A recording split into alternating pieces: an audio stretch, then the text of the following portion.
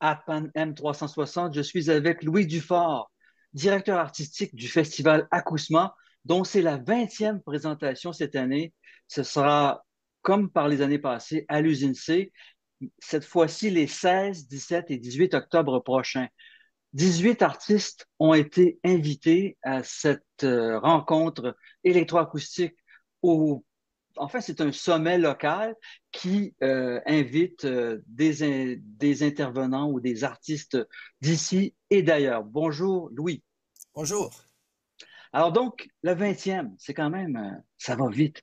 L'électroacoustique a plus de 50 ans, même on dirait plus de 60, 70, et l'électroacoustique euh, bat son plein. Je constate au cours des dernières années que vos salles sont pleines et ce ne sont pas des gens qui ont vieilli avec l'électroacoustique des années 60 ou des années 70 qui sont là. Il y a vraiment toutes les générations qui s'y rencontrent. Absolument. Et puis tu fais bien de le remarquer parce que, ben, évidemment, ça faisait partie de nos efforts d'aller chercher, ben, de mélanger les différentes communautés, c'est-à-dire non seulement au point de vue des âges, mais au point de vue aussi des générations, dans le sens que il y a toute une nouvelle génération qui monte actuellement aujourd'hui, qui est vraiment intéressante et tout à fait à l'affût de ce qui se passe. C'est-à-dire que, par exemple, là, je communique avec des jeunes, ils savent déjà ce que c'est de la musique acousmatique. Et non seulement ça, ils savent aussi qu'on présente cette musique-là sur un dôme de haut-parleurs. Donc déjà là, à la base, ils produisent une musique qui est déjà multicanale, donc c'est-à-dire qui est faite, disposée pour notre système de son. Donc c'est Oui, vraiment intéressant de constater que malgré tout, on nous a taxé longtemps de musique académique, que non, c'est plus vrai, ce n'est plus le cas. La musique est désormais considérée comme tout à fait approchable et les jeunes en demandent et en redemandent en fait. Parce que ils sont déjà dans ce monde-là. Le monde du gaming, par exemple, le monde immersif, interpelle déjà cette nouvelle génération-là qui, dès leur jeune âge, était déjà immiscée dans ce type de démarche. oui, exactement. On l'a vu dans des festivals. Bon, on dira pas que Acousma est académique, mais on dira que la proposition est quand même plus exigeante que la moyenne des festivals électroniques dans le monde et à Montréal et au Québec et au Canada. Parce que vous réunissez des gens qui ont une démarche en éducation de pointe, en électroacoustique, en musique acousmatique. Et donc, même si ces jeunes-là ont un background qui correspond à ce que tu viens de décrire, il y a quand même une élévation qui est différente. Je dirais oui et non, en fait, parce que c'est-à-dire que cette musique-là, le fait qu'elle soit présentée dans le noir, le fait qu'il y ait un aspect immersif, il y a une espèce de décorum qui se fait autour de l'écoute. Et à ce moment-là, il y a une espèce d'ouverture qui, ça vient avec une espèce de, ça l'impose une certaine ouverture parce que plusieurs de notre public qui, parfois, c'est la première fois qu'ils assistent à ce type de concert-là, le genre de commentaire que j'ai après, c'était, mon Dieu, c'est pas aussi rébarbatif qu'on me l'avait dit ou il y a de la magie qui se passe. Pourquoi? Parce que on voit pas de gens sur scène. Donc déjà là, on est déjà plongé dans une espèce d'écoute intérieure. Et là, ben, on se retrouve à soi-même et à notre monde imaginaire.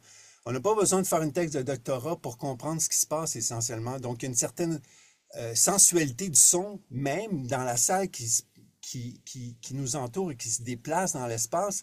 Donc, ça, il n'y a, y a pas vraiment de règle d'écoute finalement. Donc, ce Mhm. renouveau-là, cette espèce cette nouvelle aventure-là pour le public est tout à fait digeste en fait. Oui, effectivement. L'immersion maintenant est presque, je dirais pas naturelle, mais elle fait partie des générations qui montent. C'est une expérience qui est connue, que ce soit dans la pop.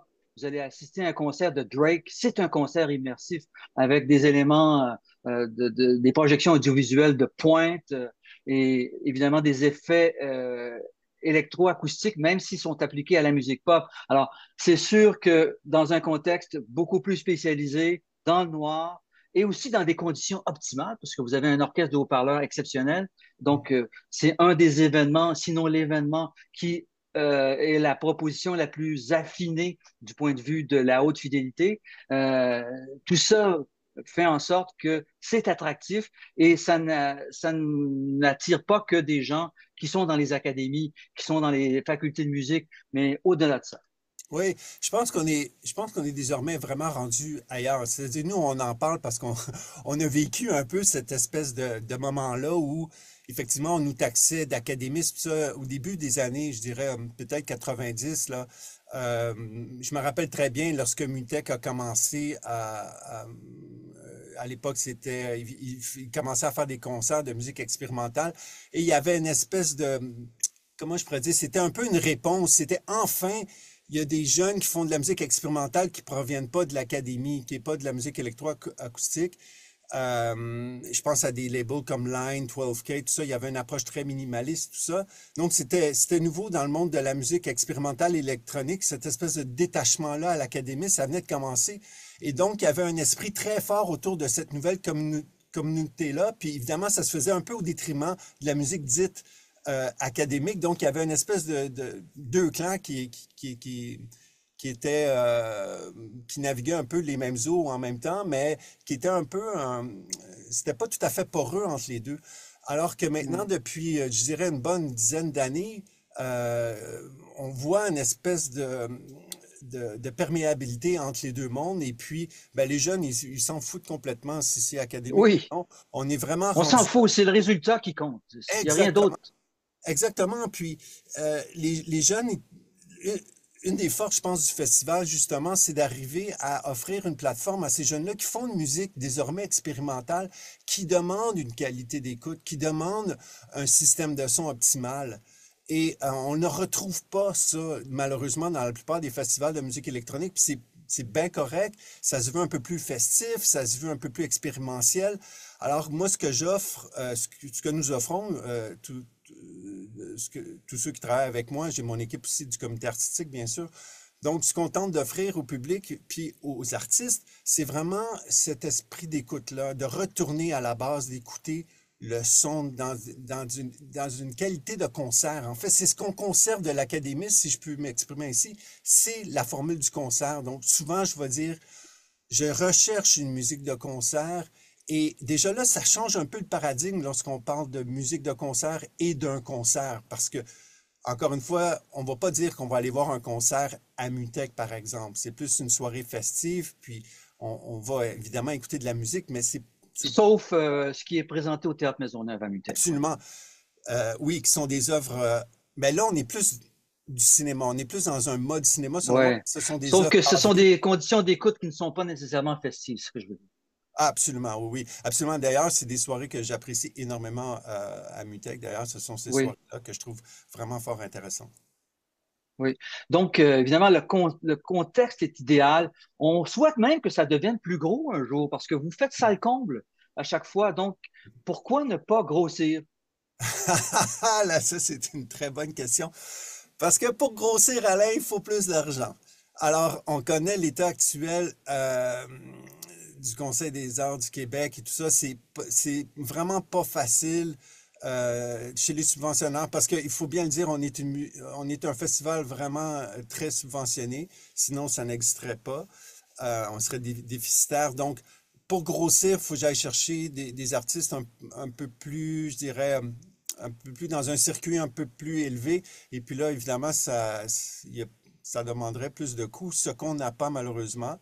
Mais Mhm. quand même, on tente de tirer notre épingle du jeu le plus possible et d'optimiser ça. J'aime mieux une salle pleine, puis d'avoir une espèce de synergie où je sens que les gens sont vraiment excités lorsqu'ils viennent au festival, donc il y a quelque chose qui se passe.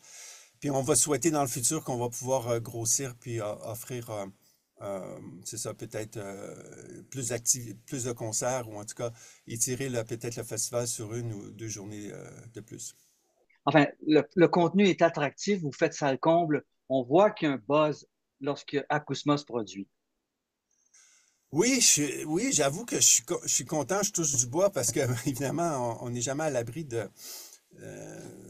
je sais pas, d'une espèce on sait pas, on sait jamais. Moi, d'année en année, c'est toujours un guess un peu, quoi qu'avec l'expérience, j'ai quand même une bonne idée du succès de de la programmation parce que ce qui est de notre travail énormément, c'est qu'il y a de plus en plus d'artistes qui œuvrent dans ce genre de musique-là, qui sont pas, encore une fois, qui sont pas rattachés nécessairement à une académie, mais qui sont extrêmement actifs sur les réseaux sociaux. Faut le dire aussi, là. Je veux dire, le, pas le TikTok, là, mais l'espèce de, comme sur Instagram, tout ça, les artistes qui posent des petits extraits de leur musique, etc., aident énormément à faire connaître ce genre-là et également aident également à se faire connaître en tant qu'artiste. Parce qu'avant, je veux dire, comment qu'on faisait? On faisait des disques, puis qui achetait des disques de musique acousmatique? Il n'y avait pas grand monde.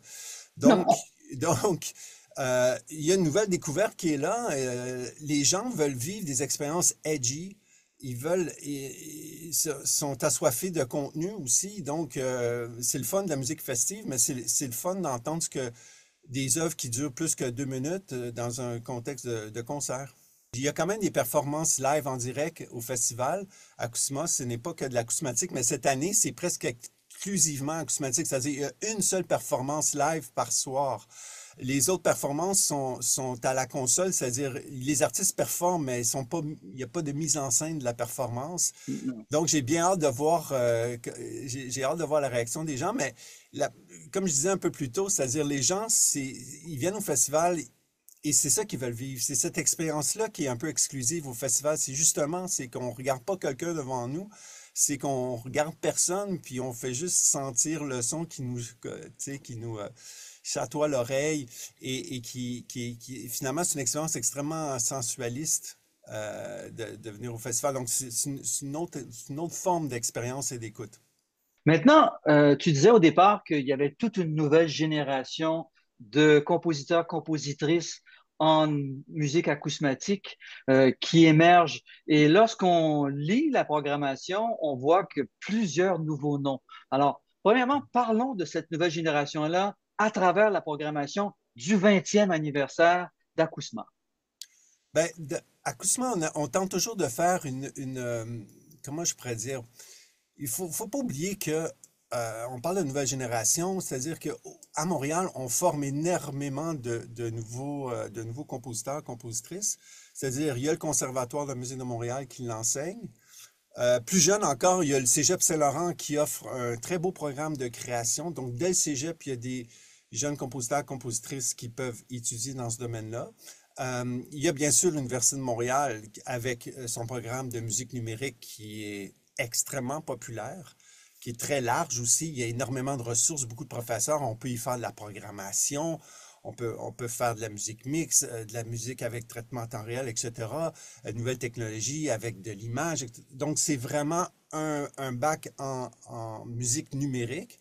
Il y a l'Université Concordia aussi qui donne un programme de media art dans lequel on peut faire de la musique électroacoustique. Donc, il y a énormément de jeunes qui étudient dans ce domaine-là. Ça, c'est sans compter tout l'underground qui existe à Montréal, qui est extrêmement actif. Également les artistes en art médiatique, en art visuel qui s'intéressent à ce genre de musique-là. Donc, on tente de faire une place à ces jeunes-là parce que c'est le seul endroit où ils peuvent jouer leurs pièces essentiellement. Donc, une manière d'y arriver, c'est de présenter, il y a des concours qui se réalisent également, qui sont en cours à Montréal et internationalement. Et puis, souvent, ces concours-là s'adressent à la relève. Donc, on se fait un devoir de présenter les pièces gagnantes, par exemple, de ces concours-là. Et c'est le cas de l'ouverture du concert avec le concours JTTP, qui est le concours de la communauté électroacoustique canadienne, et avec Michael Meunier-Bisson, qui vient présenter une pièce qui est lauréate de ce concours-là, qui est également un étudiant de l'Université de Montréal, qui est une excellente bonne pièce. C'est pas que je suis surpris, mais c'est quand même un étudiant de deuxième année, et lorsque j'ai écouté ça, j'ai trouvé que c'était magnifique. Donc, ça va être quelqu'un à surveiller dans le futur, Michael Meunier-Bisson. Et on suit la programmation avec Viviane Lee, qui est également une lauréate d'un concours c'est un concours international qui s'appelle Petite Forme. Donc, également étudiante à l'Université de Montréal. Donc, deux jeunes compositeurs, compositrices qui vont ouvrir le bal du festival mercredi. Ouais, Peut-être choisissons-nous un échantillon probant de ce qui se passe localement et un échantillon probant de ce qui se passe internationalement à travers le 20e ACUSMA. Alors, je viens de nommer les deux, les Lauréat. compositeurs, compositrices, les lauréats des concours. Et cette même soirée-là, si on reste dans le local, il y aura une nouvelle création de la compositrice Anna de la Mayek, euh, qui est une œuvre vraiment extraordinaire, qui a été influencée beaucoup par les sons marins, donc beaucoup d'hydrophones, par exemple, des microphones qui ont été posés Dans l'eau. dans l'eau pour entendre toute la faune marine.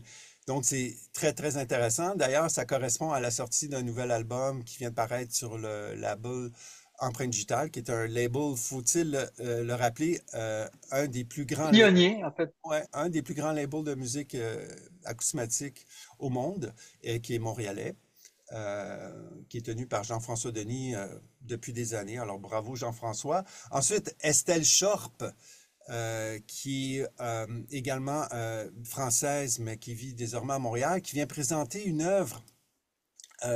Et là, on est devant une œuvre live, c'est-à-dire une œuvre en direct, avec Wow. gramophone et Un électronique. rouleau de cire. Oui, ben pas de rouleau de cire, là, mais presque. Donc, c'est vraiment un travail un peu anthropologique. Donc, de son, parce que un des premiers enregistrements qui était effectué à l'époque des gramophones, on faisait des soundscapes et on enregistrait des sons d'oiseaux, entre autres. Et il y a toute une série de disques, disons, historiques d'enregistrement d'oiseaux. Et ce sont ces disques-là que Estelle va utiliser lors de sa Oui. performance. Ça risque d'être fort intéressant comme pièce. Et Shane Turner, qui va fermer la deuxième soirée, qui est un artiste qui est montréalais aussi, mais de la communauté anglophone, parce que ça, c'est quelque chose que je tente de faire depuis des années, qui commence à porter fruit, c'est d'arrimer également, pas seulement les générations, c'est-à-dire les générations un peu plus âgées et les générations plus jeunes, mais aussi les deux communautés. Oui, les Force est deux de constater, solitudes qui ont tendance à évoluer de manière oui, parallèle en électroacoustique. On l'a constaté. Par Concordia, on connaît peu les créateurs qui viennent de Concordia, mais on connaît pas mal bien ceux qui viennent du Conservatoire et de l'Université de Montréal. absolument. Et puis, dans la communauté anglophone, ben, il y a aussi il y a une très grande culture des musiques. Tu sais, on le voit dans la pop, on le voit dans le rock aussi. Il y a encore un peu les deux solitudes à Montréal, mais de moins en moins. Et puis, Oui. pour moi, c'est primordial de faire une place à cette communauté-là. Puis ça se fait aussi de façon naturelle. Donc, on voit beaucoup plus de- des gens de la communauté anglophone. D'interrelation, en fait. Ouais, qui vient maintenant au festival, ça, je suis très content. Ensuite, on a Marianne, qui est une élève en composition à l'Université de Montréal en musique numérique. Elle est également notre stagiaire cette année, donc j'étais vraiment content de voir que, en plus d'être stagiaire et de travailler pour nous, elle faisait un live de type plutôt de musique ambiante. Donc, j'ai vraiment hâte d'entendre sa pièce. C'est elle qui va ouvrir la troisième soirée. Et cette soirée-là, troisième soirée, toujours, on a Julien Racine, qui est aussi connu sous Corporation, qui est un duo avec Eru Not Ever. Alors là, ici, il est en solo. Julien, c'est quelqu'un d'extrêmement dynamique, extrêmement impliqué aussi dans le milieu. Il fait du mastering, il fait de la musique de film, il organise des événements, il fait des shows de radio.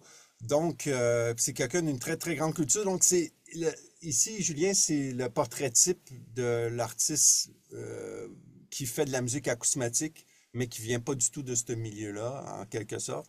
Et donc, c'est super intéressant d'avoir ces artistes-là parce que ils font de la musique acousmatique, mais c'est pas une musique qu'on peut qualifier d'académique, loin de là. Ils viennent pas d'un corpus académique, ils viennent pas de la culture originelle de l'électroacoustique, Non. enfin de ce qui s'est passé en Europe dans les années 50, 60 et 70. Il Oui, vient de la culture pop immersive et finalement, il a décidé d'élever sa proposition. absolument. Et puis, c'est le cas de la plupart de nos artistes au festival. Mhm. Autre Voilà. exemple, Olivier Allary. Olivier Allery, je veux dire, qui a travaillé avec Björk, Nick Knight, Cat Power, Doug Aiken. Je veux dire, c'est quelqu'un d'extrêmement connu du milieu du cinéma, qui vient nous présenter une œuvre, vraiment une création, hein. C'est pas mal tous des créations qu'on va avoir, de la part des artistes locaux. C'était le cas de Racine, c'est le cas d'Olivier Allery, qui s'est beaucoup intéressé, à la musique, faite par intelligence artificielle, en fait, c'est-à-dire avec des modèles d'apprentissage et tout ça. Puis, donc, c'est basé là-dessus. Donc, toute l'espèce de progression du processus, de l'intelligence artificielle qui est un peu, qui est utilisée, mais qui est aussi mise en scène musicalement. Donc, cette espèce de comment l'intelligence artificielle interprète, par exemple, les différents, niveaux d'apprentissage lorsqu'on lui donne une banque de données, qu'est-ce qu'il va faire avec ça. Donc, il y a toute une espèce de discours autour de ça. Et c'est quelqu'un qui s'intéresse beaucoup aussi à l'anthologie. Je ne sais pas si tu connais l'anthologie, H-A-U-N-T-O-J-E, qui est un courant esthétique un peu qui est basé un peu sur la réminiscence des souvenirs, espèce du clair-obscur. Donc, enfin, ça s'inscrit un peu dans cette trame esthétique-là. Très Mhm. intéressant. Maintenant, si on passe à la sélection internationale. Absolument. Alors, du point de vue international, encore une fois, la même règle s'applique, c'est-à-dire que je ne fais pas, ce que je recherche comme artiste, c'est des artistes qui ont des démarches singulières, puis qui ne proviennent pas nécessairement de l'académisme, mais qui font une musique électronique, expérimentale, et qui nécessitent des qualités d'écoute. Donc, si on reprend au début, donc dans la première soirée, on a Byron Westbrook qui vient nous présenter, je dirais, une espèce de remix de son dernier album, parce que son dernier album fait 40 minutes. Puis nous, à Acousma, la seule règle, en fait, une des seules règles que j'ai, moi, personnellement, en tant que directeur artistique, c'est de présenter des œuvres courtes, c'est-à-dire d'un maximum 20 minutes, pour avoir un roulement dans la soirée puis avoir le plus d'artistes possible dans un même soir. Donc, il vient nous présenter une musique retravaillée de son dernier album, qui est fort intéressant, qui est sur, je crois, qui est sur Room 40. Donc, vous pouvez aller sur Bandcamp, Byron Westbrook, et aller écouter son dernier album. C'est ce qu'il va présenter, au festival. Le titre de l'album, c'est Translucent, Mhm. ce qui est vraiment une excellente pièce. Ensuite de ça, on a, Pierce Waneke, je ne sais pas si je prononce bien son nom, français et américain. C'est un habitué de Montréal, c'est-à-dire qu'il est déjà venu à Mutech, à Electra. Il travaille beaucoup avec des artistes visuels, dont Matthew Biederman. Il a présenté une œuvre à la Biennale avec Biennale d'Electra avec Matthew Biederman. Donc, c'est quelqu'un qui est super intéressant, qui s'inscrit vraiment dans la nouvelle mouvance des musiques électroniques. Donc, il y a tout un nouveau courant qui, j'oserais pas commencer à l'expliquer, mais c'est vraiment intéressant ce qui se passe présentement. C'est une musique vraiment un peu tonale, très abstrait au point de vue de la matière sonore, très dynamique aussi. C'est pas du tout des longues plages, on n'est pas du tout dans l'ambiance, on est vraiment dans une musique très écrite, très articulée, donc c'est super intéressant. Euh, Ensuite de ça, on a à l'international Manja Ristic, donc serbo-croate, qui vient nous visiter. Elle aura, son violon, ça sera un live. Donc violon avec bande, et ça va être une musique qui provient de son dernier album qui s'appelle Ghost, qui est, ma foi, tout à fait en lien avec, ce que la planète vit en ce moment. C'est-à-dire que Ghost, c'est une musique qui est influencé par, la guerre, par tous ces morts, qui sont parmi nous désormais. Et Oui, on n'est pas dans la meilleure période de l'humanité en ce moment, non, franchement. non, c'est ça. Donc, Ghost, c'est ça, c'est une œuvre un peu introspective sur ce qu'on vit finalement, au point de vue international. Alors, à écouter, mais c'est pas du tout une œuvre, qui se veut, dramatique nécessairement. Ça reste quand même assez, je dirais, en surface de ce côté-là. C'est pas quelque chose où on va avoir des affects ou quoi que ce soit, mais c'est quelque chose qui est beaucoup encore ici dans la réminiscence. Je faisais référence tantôt à l'esthétique anthology music. On est un peu dans cette espèce de voilée. On entend des voix, on entend des choses. Tout est un peu plus clair-obscur. C'est fort intéressant comme musique. Ensuite, on aura Orazio Vagione, qui est pour moi mon héros, un de mes héros en tant que parmi les pionniers de la musique électroacoustique. Malheureusement, notre cher Horacio sera à l'hôpital la journée de son concert, donc il ne sera pas parmi nous, mais je serai l'heureux élu pour prendre en charge, Spatialisé. pour spatialiser sa pièce. Et je suis aussi un expert de sa musique. Il a siégé sur ma thèse de doctorat, donc c'est quelqu'un avec qui j'ai eu énormément de discussions. C'est un grand théoricien également, extrêmement sous-estimé, très peu connu, mais c'est ça, c'est un peu comme le trésor caché, et puis évidemment, ben c'est ça. Donc, des fois, c'est C'est ce qui se produit souvent en électroacoustique ou en acousmatique, si vous préférez. Euh, il y a plein de pionniers qu'on découvre sur le tard, mais ça fait partie du charme de la chose. C'est-à-dire que on fait du rattrapage quand on va à Acousma, on redécouvre ou on découvre les gens qui travaillent sur ce territoire-là depuis plusieurs décennies. Oui, et puis ben, c'est pas que moi j'aurais pas fait mon effort puisque c'est sa troisième visite en fait, même si la dernière est plutôt virtuelle, mais ça fait 3 fois où j'invite Mhm. Horacio au festival. C'est parmi les seuls que j'ai invité 3 fois au festival. Ensuite, on a Ate Elias Kentonen, un Finlandais, euh, qui va venir présenter A Path with a Name. Encore ici, c'est le titre de son dernier album, donc j'invite les gens à aller l'écouter sur Bandcamp et de l'encourager, pourquoi pas. C'est extrêmement raffiné comme musique. C'est, là, on se retrouve vraiment dans la nouvelle mouture de la musique acousmatique, selon moi, avec également le prochain artiste qui est Ludwig Burger, qui est allemand, qui désormais vit à Montréal, qui travaille aussi beaucoup avec la prise de son, avec des hydrophones, tout ça. Il enregistre des glaciers, toutes sortes d'affaires. Donc, il y a toute une démarche qui est vraiment systémique, là, c'est-à-dire qui ratisse très, très, très large tout ce qui est son. Et puis, ben, c'est ça, chez Ludwig aussi, il y a toute une espèce de suavité dans le son, c'est très virtuose. Et puis on n'est pas loin de la pop jusqu'à un certain point parce il y a un retour à l'harmonie énormément dans la musique acousmatique, hein. On peut parler d'harmonie ou de spectre. C'est pas nécessairement toujours harmonique, mais ça reste que c'est Oui, spectral. ça fait partie du langage maintenant, alors que c'était Oui, exclu à l'époque où on pensait qu'il fallait faire table rase avec le passé. Maintenant, cette conception est révolue, c'est clair. ouais, oui, tout à fait. Puis, ben, tant mieux, parce que je veux dire, Oui, c'est de la couleur spectrale, c'est de l'orchestration. Tu sais, on peut penser à Debussy ou à Berlioz, les compositeurs français ont amené énormément en termes d'orchestration à l'orchestre. Puis, c'est Ravel, c'est extrêmement beau, c'est extrêmement lumineux. On peut même aller jusqu'à chez Boulez, dans sa musique de chambre, il y a quelque chose qui est de l'ordre du thème, qui est magnifique, qu'on retrouve dans les attaques, dans les résonances.